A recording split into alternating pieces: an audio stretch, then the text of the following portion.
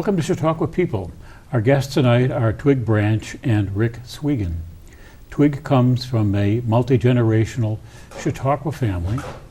After completing college work at Dartmouth, he joined the family insurance business, where he remained for 20 years.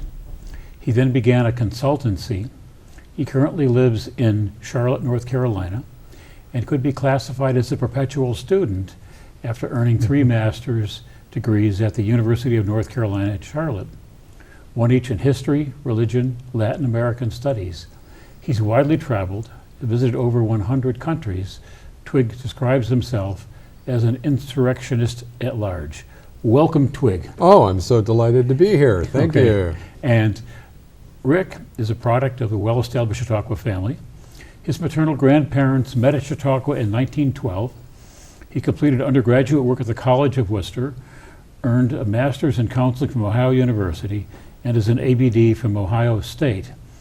He's the founder and principal consultant of Arch Performance, a firm that specializes in selecting and developing ethical leaders. He's taught in the Special Studies program at Chautauqua and lectured in pre-Civil War women's rights movements in the United States. Now, some might observe that there's something funny going on with the automobiles owned by the three of us, and there's something peculiar about the license plate. Let's take a look at those.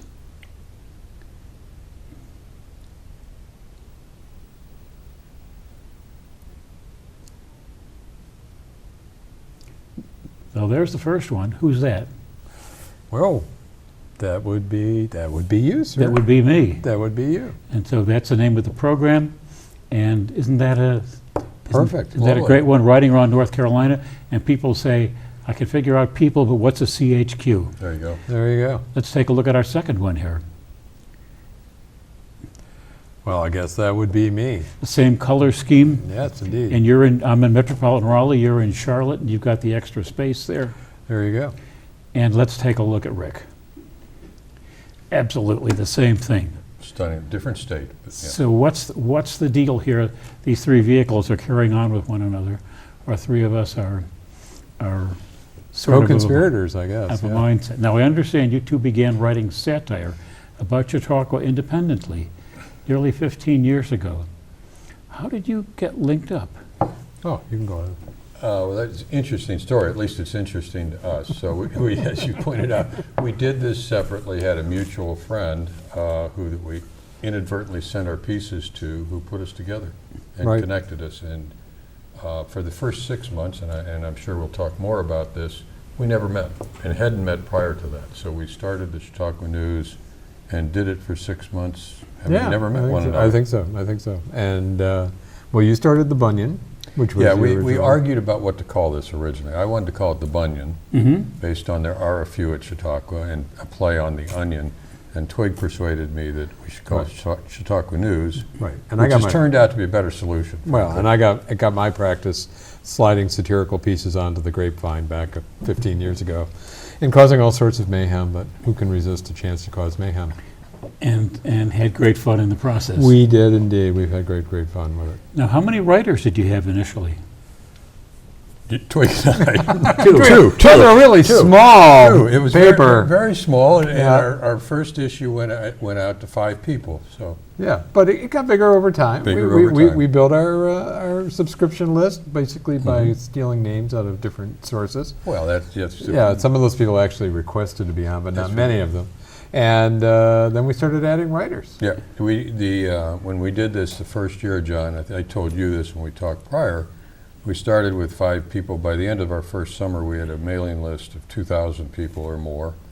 And we also put out a piece to say, do you want to write satire?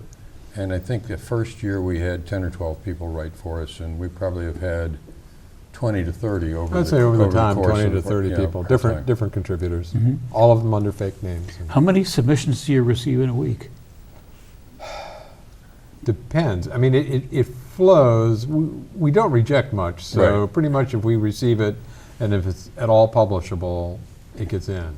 Yeah, over time. Obviously, we prefer to be more topical and current. So if somebody sends us something about a current issue that's occurring at the institution, we tend to focus on those first. But We get probably over a week period 5 to 8 different pieces, some of which we run immediately and some of which we don't. Yeah. Our typical issue is probably 4 to 6, I don't know what to call them, articles or pieces, most of which are pretty short, 3 or 4 Yeah. paragraphs Right. at best.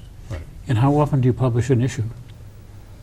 Well, it's it's an erratic daily, which is just about anything but daily. Right. But we accumulate enough pieces, we get a little spare time, we get together and edit it. The simple You answer edit is to say at least weekly Yeah. during the season, and then when I say that, that's probably from May through the end of September, and then we'd take a couple months off, and then we start typically to publish again starting in January of the next year, and we'll run probably every other Right. week during that time period. Right. And how much is a subscription? Oh, it's worth Cost. every penny you pay for it. It's free, and in fact, it's hard to get rid of us. Actually, This once is we have true. your name, we just keep resubscribing you. And how does it get delivered? It's all electronic at this All point. electronic. When we started, we started delivering it through Gmail, which ended up being incredibly tedious. Incredibly tedious. Because we had to send it out in batches of 500 at a time, separately. And Twig got the bright idea, and we beat the institution to this, to use a email platform called MailChimp, which is very sophisticated, and we can run good analytics. We know who reads, how often, those kinds of things. And that Yeah, made- be made aware. our We life- know if you're reading us. So you're checking up we on can me. we can we check do- and we how many do. times you open it. And if yes, you're John, we forwarding, do know that you read, and we as know well you as read. some of your colleagues here. So Yeah, that's Okay. right. Thank you for your readership. And how do you know if my dog is reading it? Well, that's it's a little more hard. That's a normally little- if you're forwarding it to your dog, that shows up too. We notice it. But if you just read it on your computer, no, we wouldn't know Okay. Now, what are some of the rules? You've got all these wonderful submissions. What are some of the rules you use that include an article or trash? that. Well, there is the one rule, which we never punch down. Right. We have to be, so you cannot pick on people in lower positions or who are just day-to-day employees, because that's not fair. The rule is you have to punch up, so you have to pick someone in authority. So basically, if you're not a vice president, we probably won't pick on you. And unless you've done something really, really, really tremendously annoying. And we might spot that out. But Right, that's fair. yeah, but by and large, the rule is you have to punch up. Second rule is you should be at least modestly funny. Not always. Not always. Not always, Right. but modestly funny helps. Right. That helps a lot. So if something was dreadfully serious, you send it back for a rewrite like an academic paper, Well- and say figure out how to make this Well, fun? actually, that's where the gadfly came in. So the Okay. gadfly was created as an outlet for people it was just too serious, and we couldn't figure out how to make a joke out of it. But it was information that we thought the community really wanted. So we then created the gadfly maybe 5 or 6 years ago. It didn't get a lot of use. It was the same reader list, but it didn't Right. get a lot of use. This time last year, we gave the gadfly to Dr. Steve Klinick, who has expanded it tremendously.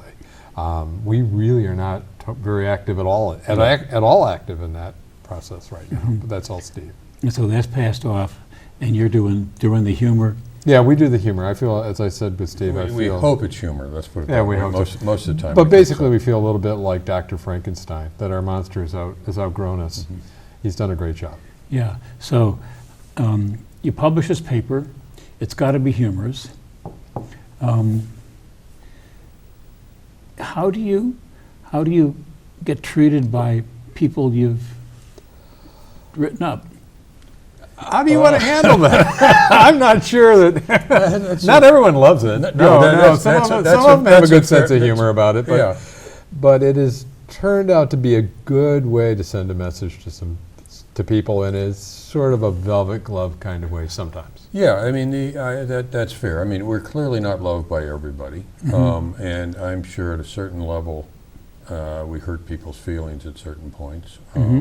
But by the same token, some people have a really good sense of humor. Probably. Yeah, it depends on who we're working Right, with, but right. by and large, I would say most of them have a pretty good sense of humor. Yeah, I think about it. so. Yeah. Yeah. Do you ever get a call, Swegan? That was a really good joke about No, me. well, yeah, we get those all the time. But yeah. you missed it. You missed a better point.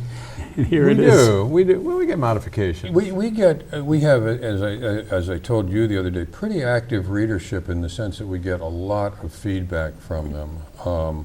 The emails go to me, and geez, I would say on average we get 15 to 30 messages a week per issue, and most of those are, geez, that was really hit the mark, that was funny. But when we miss, we hear about it. We hear about We hear about it a lot when we miss. We've learned a few things the hard way. We should say, by the way, when Twig and I started this, we'd never done anything like this in our lives. No. Neither of us had written satire, done this kind of thing publicly, so we've experimented a fair amount. I have no background in writing, but my partner does in fact have a Yes, background you know, in writing, we and just- this is a promotional moment. We just happen, just like most Product Chautauquans, placement. we have a book to promote while we're here, which happens to be mine, and I'll just put that back now. But it's about ethical leadership, and it's not at all funny. I've read part of it. It's And, it's not and his where did best you get part. the idea for this thing? For the book? Yeah. Oh, I have a German colleague that I work with, and as you said at the introduction, I do a lot of work with selecting and promoting leaders. And the idea originally came from the fact that most selection systems don't look for ethics or integrity. So it's more the absence than anything else. Right. How do you measure ethics? Oh, boy. We're Go really, with your really book. going down Yeah, the go down series. there, go Let me down bring there. that back. I'll hold the book for you. You can be Vanna for a moment while we talk. So how do you measure it? So historically for selection, if you look at it, you can interview, you can do simulations, you can do other exercises, you can do psychometric testing. Most of the tests, I'm trying to give you a simple answer to that look at integrity don't predict behavior. In other words, I can take a test and Twig can say he's honest, but that won't mean he behaves that way. So we think you measure ethics by looking at, does somebody reason critically, do they think about right and wrong, do they stand up for what they believe, and you can evaluate that. That's the simple answer to that. Nice job on the Yeah, book, and but- you can get this at on Google or On Amazon. Amazon, I'm sorry, Amazon, widely available. Okay, at least you're not reading the ISBN for No, I could do that if you'd like. I write papers for classes, which is just a tragedy, and I feel very bad for the poor professors who have to read it, but that's the game, so. I can sympathize with them. It is, yeah, my papers are just awful. I like to slide things into them to see if they're actually reading them.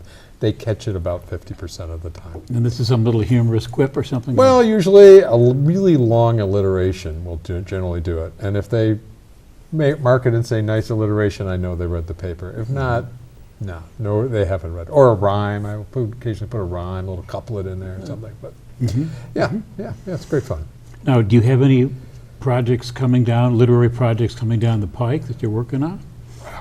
Just additional issues of... Obviously we have additional issues of the Chautauqua News coming along. We do. And I know the Gadfly has some exciting stuff that's going to be coming out soon. But that's about it. I'm going to go back and read some English literature and write some papers about that, which will bore you to death. And what do you got going? Actually, I'm working on another piece where people talk about moral dilemmas they've faced in their lives, because I think that's part of integrity, but that's down the road a ways. Right. Now, Twig, with all of this academic stuff in Charlotte, Yes. do you have a big tuition bill or something of the sort? Well, about it? I have actually worked out a deal with most of my professors, as I may mention to you. I audit generally. If I'm going for the credit, I have to pay the fee. But if I just audit, which is mostly what I do now, I'm on the Brown Liquor tuition plan, which is I offer my professors a choice of 2 bottles of whatever they're most happy drinking. Hopefully they don't go for Pappy and Winkle or something. And they allow me to sit in the back of their class and, in theory, quietly watch the class. I'm generally pretty quiet unless they call on me, in which case then they will get an earful. But it's a lot of fun. I enjoy being there with the students. As you know, it's a tremendous opportunity to see something you think you know through somebody else's eyes. And somebody who's, almost 40 years younger than I am, sees things in an entirely different way than I do, which is great. It's great. You're lucky you're in the institution you are, because you could never get away with that as a payment plan at Campbell. No, it's a very big state school. Generally, And I the float issue around is in the they corner. pay him not to go to class. Yeah, So that's right. There are enough. I did figure out that the best way to get a good grade was to explain social promotion to the professors.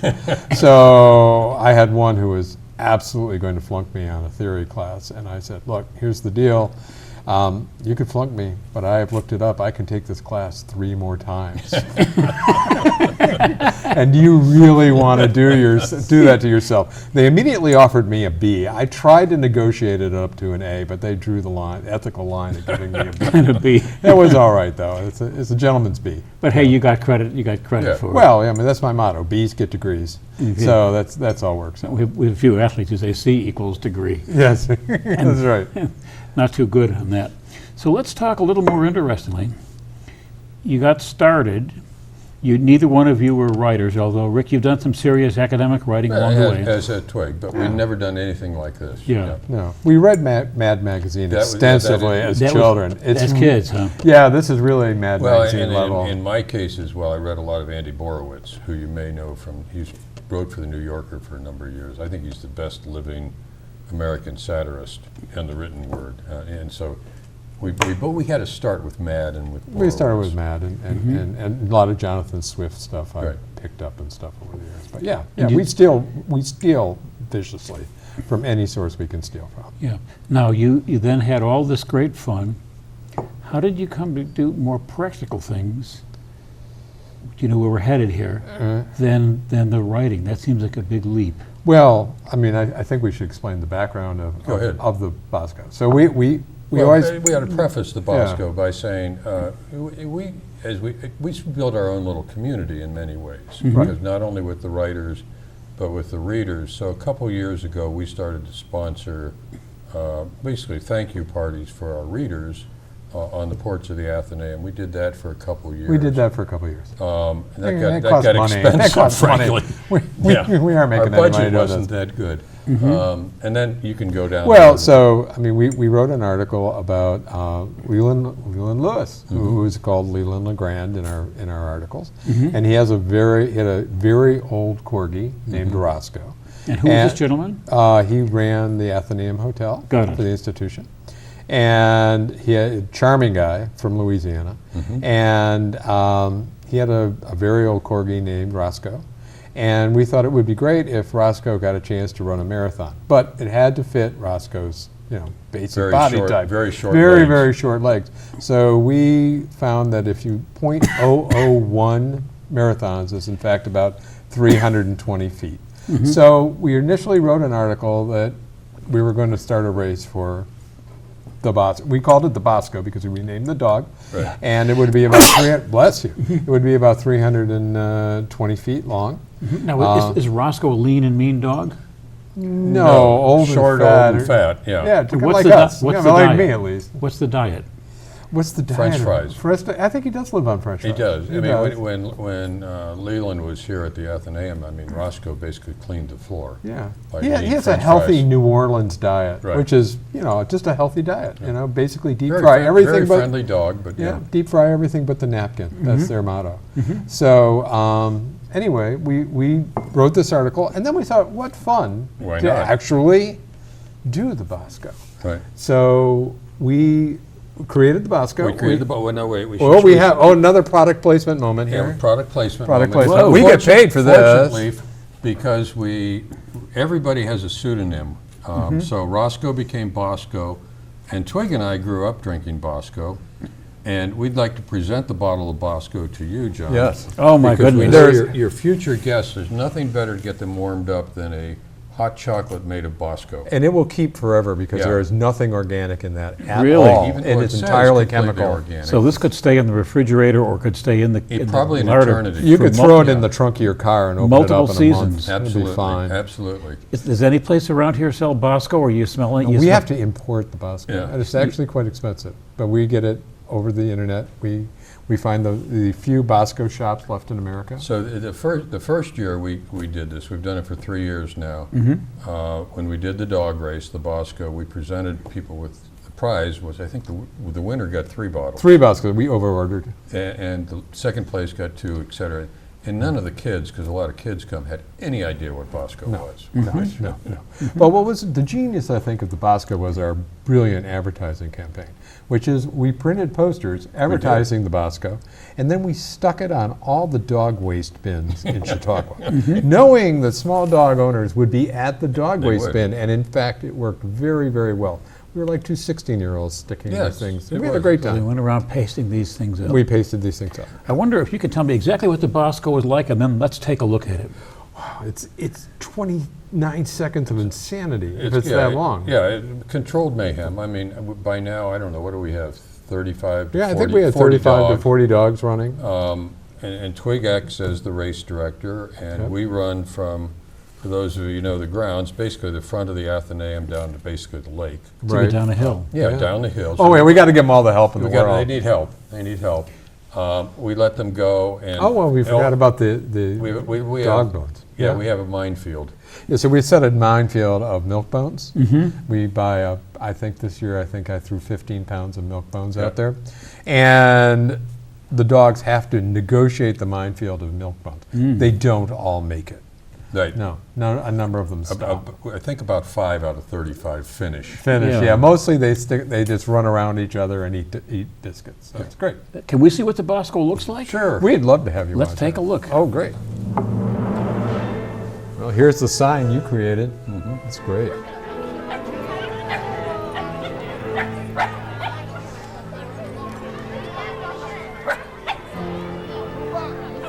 Dog's getting excited. There What's we that are. dog's name? Penny. We have a pretty crack video team working on this. Oh, those guys never make it 10 They feet never get past, past the past dog the dog bones at all. bones. They just eat the whole time. Who's that handsome guy? And that lovely woman? That's That my would be wife. your wife. It would be.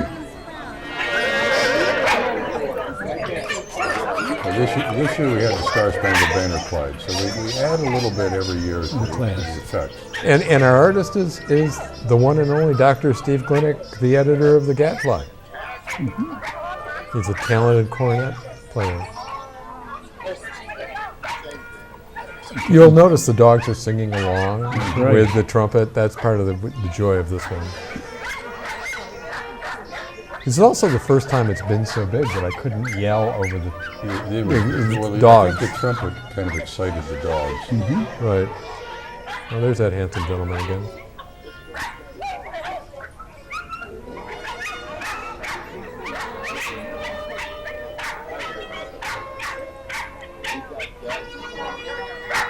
Here's the countdown.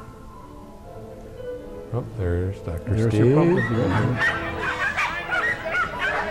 This is me trying to give instructions. Fit there, the there, dog there is, barking. yeah, there is only one rule. You can can't see carry as your they dog. pan down, so the course is lined on both sides by, oh, there goes somebody, right. Oh, that was the trial one. Yeah, the trial run. But we think we get 300 or 400 people now that come to Yeah, it's become an event. Whoa! As you can see, not everyone makes it off the starting line right away. And a lot of them get stuck. And a lot of them just get confused. There's yet more. Total insanity. Here comes the replay. Oh yeah, we've got it from a couple of different important angles.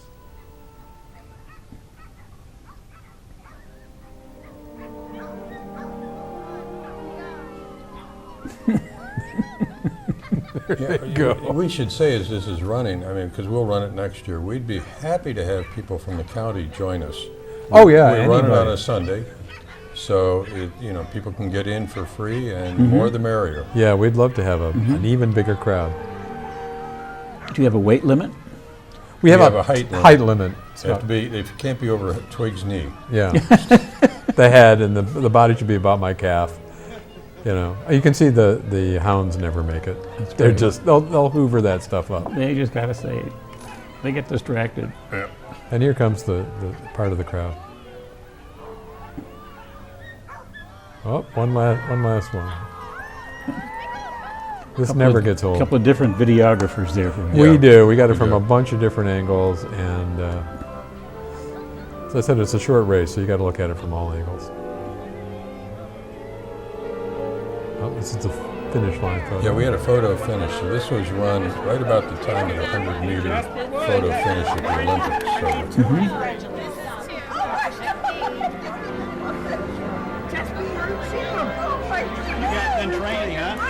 So This is Jay Blind Justice Somerville, one of our judges. Dead-Eye Jake is the other judge.